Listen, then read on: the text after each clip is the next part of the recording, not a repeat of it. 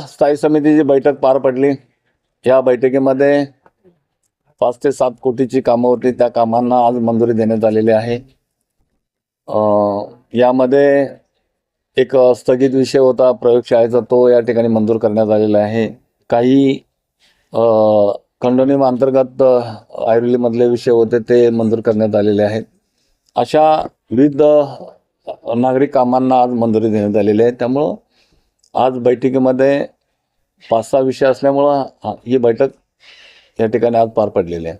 लक्षात घ्या की या नवी मुंबईमध्ये हे शहर ज्यावेळेला सिडकोने बसवलं त्यामध्ये LIG, HIG, MIG अशा पद्धतीची पूर्ण दिघा ते CBD पर्यंत सिडकोने वसाहत निर्माण केलेले आहे। आणि काही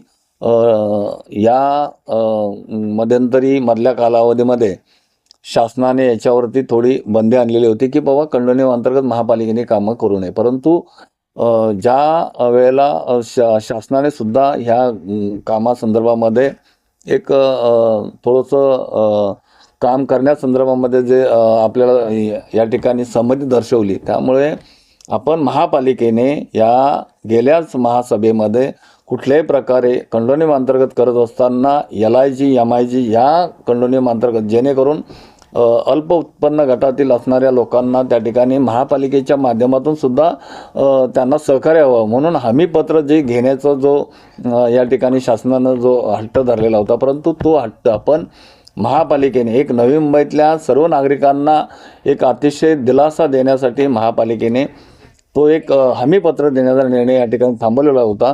आणि काही ठिकाणी प्रस्ताव तयार नसतील तर आज उपायुक्तांनी आदेशित केलेलं आहे की नवी मुंबईतल्या LIG, MIG या खंडोनी अंतर्गत राहणाऱ्या लोकांकरता लवकरात लवकर त्यांची देखील कामं यावी आणि त्या लोकांना दिलासा मिळावा।